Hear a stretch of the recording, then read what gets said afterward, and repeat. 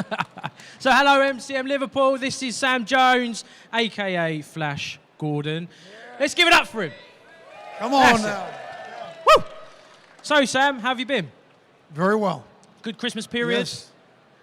Good. Did you say Christmas? Christmas period, yeah. Well, we haven't seen you since, you know what I mean? That's right, Last time I saw you was in Birmingham, we had a quick chat. Birmingham was great. Yeah, you enjoyed that? And did you know it's my first trip to Liverpool? Is it? Yeah. How you finding it? I love it. Yeah? Love it. I went to the cavern last night. You know, I was there at 5 o'clock. I was amazed because it was crowded at 5 o'clock. You could barely walk at 5. So I can imagine what it was like at midnight. Right? Crazy, right? But yeah, I mean, when we were here in 1979 filming Flash Gordon, never made it to Liverpool. So it's my first trip.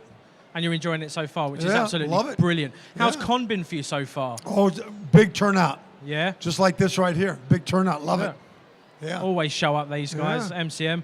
Brilliant. So let's talk about Flash. So Flash was taken from a newspaper comic strip.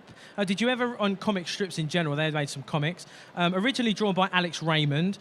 Did you read any of that beforehand? We've got a Flash Gordon comic right there. No, I mean, a little bit, not much. I was more into the soldiers, G.I. Joe. Yeah. You know, as a kid, all I wanted was just those little plastic toy soldiers. Yeah.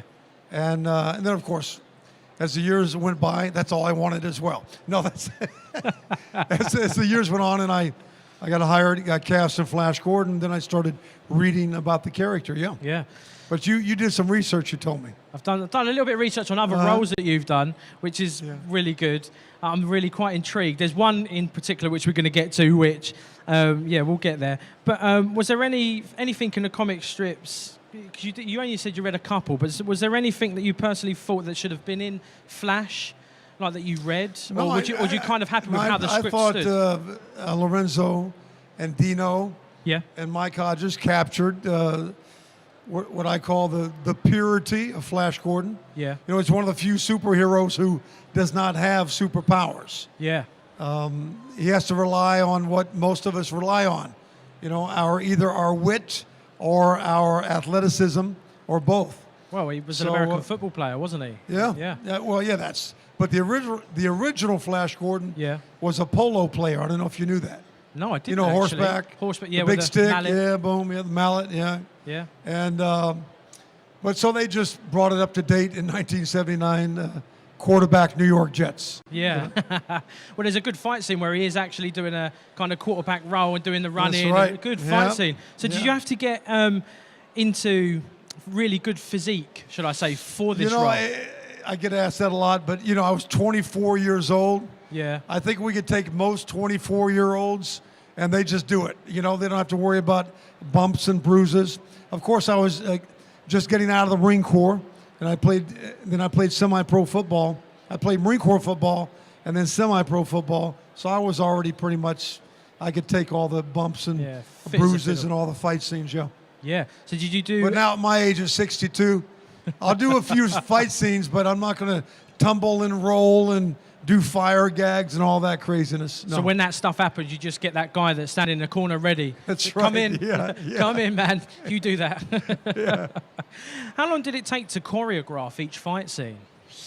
It's a good question. I would think that the most extensive or comprehensive was the rotating disc. Yeah. Yeah, that was probably, I think maybe 3 weeks to a month involved in rehearsal and the timing. I mean, it was, you know, we had 3 technicians. Yeah. You know, operating hydraulics, rotation, and because if you remember, it had the spikes that were coming up.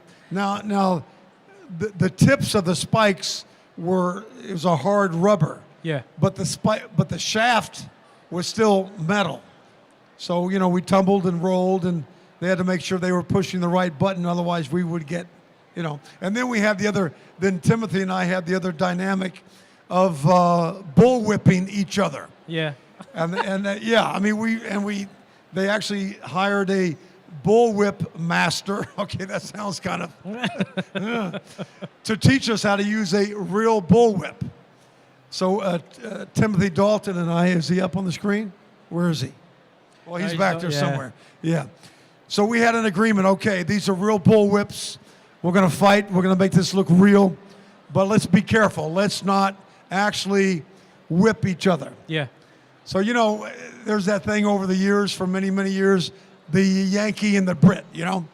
So, and we were cool. And then he hit me with the bullwhip, for real, across my chest. I said, game on, baby. Game on. Here we go.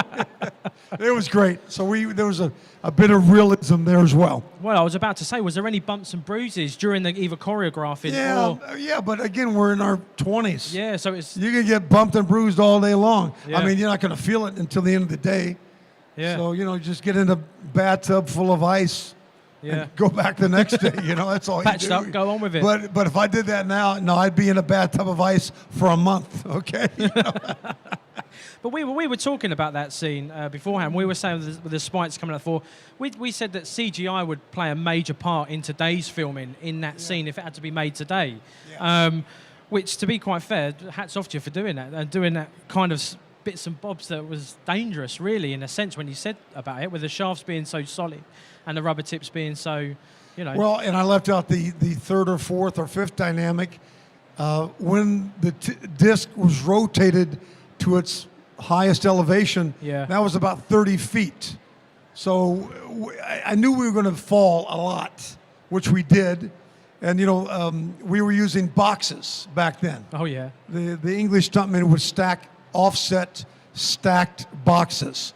So, you know, I've never seen that before. In the States, we had airbags or gigantic, you know, foam. So I said, wait a minute, I'm up in the air 30, 32 feet, and you want me to fall on stacked boxes. I said, show me. So the one stuntman took off, and when he hit, you heard, ugh! And I thought, okay, what was that for? Well, on impact, you know, it kind of jabs your ribs a little bit, you know. So I fell about, I don't know, I must have fallen 8 or 9 or 10 times. And it's really a unique experience. On impact, you feel like somebody took a dull edge and just shoved it in your rib cage or whatever part hit. But after that, it's quite unique. Your body actually forms to this mold. The box takes on a mold of your body, of your form. But you just got to get through the first impact first, and then you're okay. Oh, God. Yeah. So after that, they put the boxes back together, and you redo it again. Oh, wow. Same boxes. Same boxes, yeah. So who was the most fun and mischievous on set of Oh, Flash? come on. You know who it is. Come on. Yeah. Brian Blessing. Come on. You kidding me? He's the best. He really is quite a unique human being, or part human being, yes. Oh. You still keep in contact with him today? Well, we do, yeah. I mean, we did, I think we've appeared at maybe 3 or 4 Comic-Cons together. Yeah. And then, of course, last year in London at BAFTA, we had our 35th anniversary celebration. Yeah. It's wonderful. And, of course, he steals the show. If you and I and Brian were on stage right now, of course, he'd have his own microphone, and he would address us a little bit. And then he would move downstage. He'd sit right there or maybe walk out in the audience, and he'd do a 10 or 15-minute monologue. And every now and then he would look back and he would say, look at Tony. Look at Sam. Aren't they beautiful? Now back to me. But, you know, he's got that gift. You just, you know, you don't take offense. He's a master at that, and he takes authority. I love it. No, and he's funny. He sounds funny. Yeah, you know, Melody thinks half of what he says he makes up, until I started Googling what he was talking about, Right. Especially a year and a half ago at BAFTA. He said that he spent 9 months in training with the cosmonauts, with the Russian astronauts, right? And she thought he was bonkers. And that he climbed Mount Everest 3 or 4 times. Well, if you Google that, he actually did all that. And at 80 years old, he's actually on a waiting list to go up into space. You know, on that civilian waiting list right now at 80 years old. It's crazy. It's wild. Oh, absolutely, man. He sounds like a fantastic But evidently it's true if it's on Google, right? Yeah. I mean, you know. Just not on Wikipedia. You gotta watch that, yeah. So out of all the fantastic costumes that were on show on Flash, what was your personal favourite that you saw on other people? This one's fantastic. Oh, yeah. Let me see. Let me take a look. Yeah, that was a little tight on me. That didn't quite fit me very well yet. But well, you know, what's cool about working in all conditions, hot, cold. Yeah, I mean, to put on a tank top, that's kind of cool. When you're young, you know, you do that. You can move. You know, having to wear a suit, you know, a tie and a suit, it sort of restricts you a little bit. Hey, how you doing there? Good to see you, Supergirl. Come on. Let's hear it for Supergirl. Woo! Round of applause. Yeah, come on. Hey, security right now. Security. Yeah. No, I'm teasing. But the costumes, you know, I get a lot of my buddies tease me about that one, the execution scene. Remember that? They had, I guess somebody said that because shortly after that, the leather hot pants became a fad for a while for women. And here I am wearing leather hot pants, nothing else, right, from the execution scene. So, yeah, you like them leather hot pants. Yeah. Oh. So maybe I started something. Not for the guys, for the girls, which is quite unique. Yeah, I like it. So finally on Flash, before we go on to something different, has there been any more movement since I last spoke to you about a reboot or Flash coming back? Well, for it's a the same sequel thing or I something discussed. You know, Yeah. Fox Studios Fox, acquired the screenplay rights 2 years ago. Yeah. It's been in development. And usually when you use that vernacular or that terminology, in development, it usually means they're waiting for the money. But this is Fox Studios. They have the money. For whatever reason why it's not been that they've picked up the option, I don't know.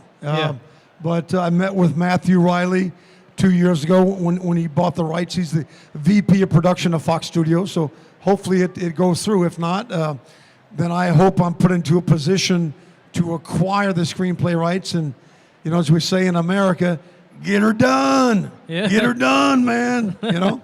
So, I want to see a sequel because I don't know if I told you this, but in 1979, when I signed the contract for Flash Gordon, I signed for 6 sequels. Yeah, you did. 6. Yeah. Yeah. We haven't done one.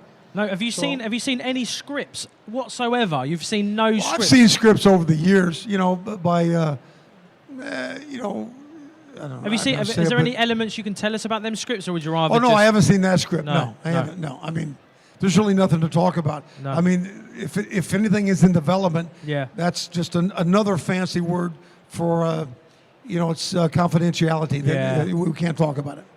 Right. But I'd like to see it. You know, I would. I'd like to see It'd be brilliant. Get it done, man. Absolutely. So, I was kind of curious. I was like, Flash Gordon. Yeah, we all know Sam Jones, Flash Gordon. I was like, IMDb. Let's go on there. Let's have a look. What else you've done? So I went on there. I was like, oh, Stargate SG-1. He was on there. I played the bounty hunter. Yeah. Yep. I was absolutely taken with that. I loved that. And then the A-Team. He was a character in the A-Team. Did a couple characters in the A-Team. Yeah. Brilliant. Loved that. That goes back to early '80s, right? Mid '80s. One I loved. Texas Walker Ranger. Did about 3 of those episodes. Yeah. Chuck Norris show you anything? He's a good guy. Yeah. Yeah, he kicked me a couple times. Did he? Did you pull up a Renegade with Lorenzo Lamas? Who remembers Lorenzo Lamas? Anybody? Yeah, okay. Well, I have a time for just a quick little story. Yeah, go for it. Yeah, Lorenzo is another martial artist. We used to take martial arts at the same studio in L.A. And anyway, he likes to do his fight scenes as well. So this was probably in the 90s. Yeah. And Lorenzo said, I want you to, for this particular scene, I want you to tackle me and then land on top of me and then roll, and then we'll get into the fight. I said, Lorenzo, I'm not very comfortable about tackling you and then putting my weight on top of you. You know, that's usually when somebody gets hurt, especially my size. He goes, no, do it. Don't worry about it. Well, sure enough, I tackled him. All my weight went on top of him because he wanted a special roll, and I broke his rib.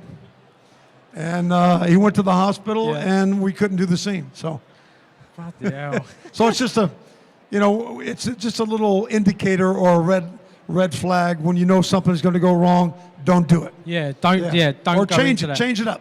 Revise it. You know, safety. Yeah. Other ones I looked at, Baywatch. Yeah. I think I did a double episode. Yeah. On that. See that, and also my favourite, Thunder in Paradise with Hulk Hogan. Oh, Hulk Hogan, yeah. Hey, look, there it is, man. Oh, man, look at I that. had that. Yeah. Love it. Look at that, eh? Pretty cool, huh? So did you enjoy working with Hulk? I did, yes. Yeah. Good guy. Yeah, he took me to the house and he said, "Hey, brother, hey, I'm going to put on some wrestling videos, okay, brother?" Yeah. I said, "Hawk, let's watch it, man. Whatever you want to do, let's do it. We're going to watch you wrestle. That's why I'm over here. That's why I'm at your house, man. Okay, brother, watch this. Okay, this is 1982 when I got started. Okay, I said, but this is 1998. Yeah. Okay. Anyway, great guy though. Yeah. Oh, it comes across as a good guy. Yeah. Really good. So I'm gonna broach onto Ted because I didn't get to ask you anything Ted related last time round in Birmingham. Oh, there we are. There's the man, Marky Mark. Yes. Yeah. Nice hairdo. That's it, man. That's a $10,000 wig they put on me. You know that story, right? No, go for it. I said, "Seth, why do you want to put a wig on me, man? Just take my hair and just dye it blonde." He said, "No, Sam. The script says inexplicitly, Sam J. Jones walks in wearing the same hairdo from 35 years earlier."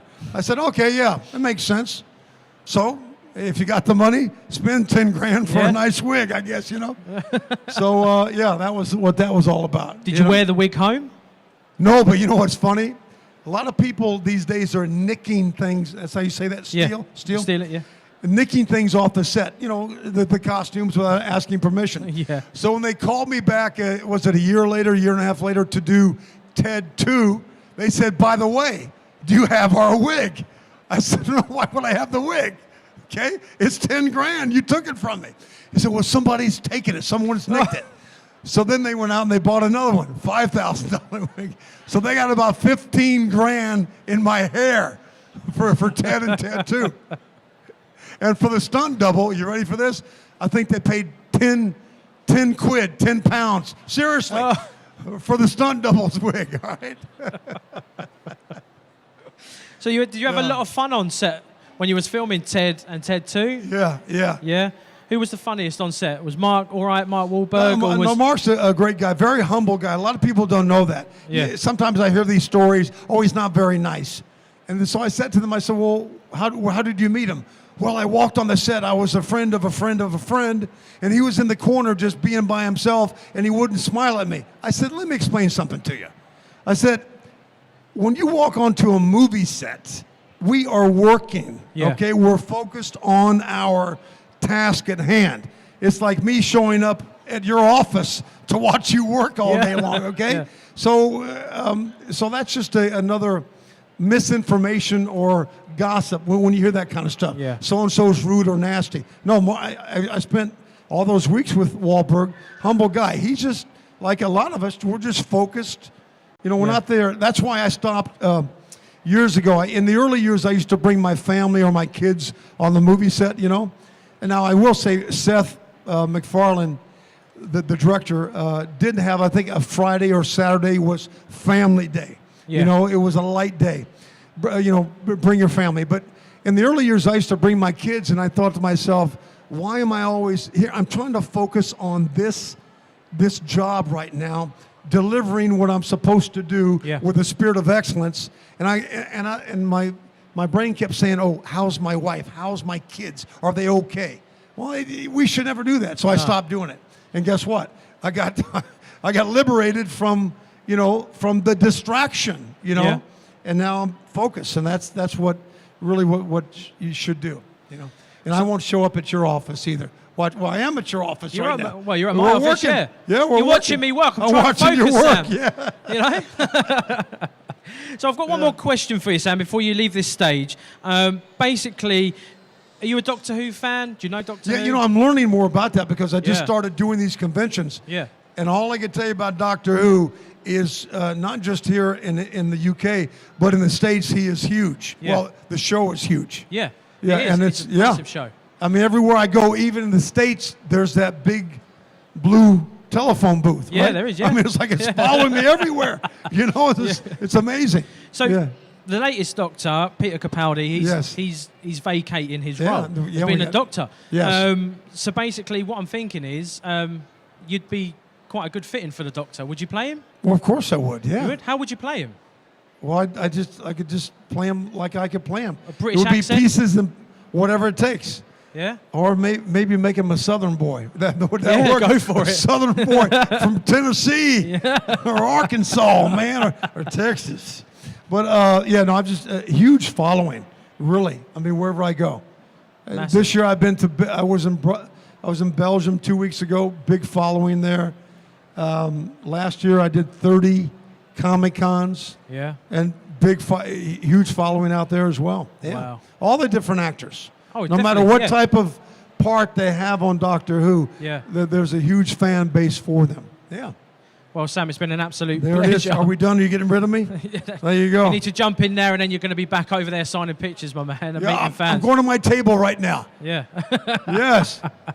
Well, thank you very much, Sam Jones. Always a pleasure to have you on our sofa, whether it's sitting down on there or perched, my man. Yeah, well, let me it's see. It's all good. Oh, my gosh. Look at this. Oh, my God. Okay, yeah. Yeah, don't be doing that, mate. Yes. See, it's just when you get back here. Now, how do I get up from here? You got to scoot forward. Now you get up there. See. All right. Well, let me show you how the old, when I had some back injuries. This is how somebody gets up when they have back injuries or other issues, okay, from this position. Okay, here we go. That's the lazy man's way. All right. Round of applause, everyone. Sam Jones.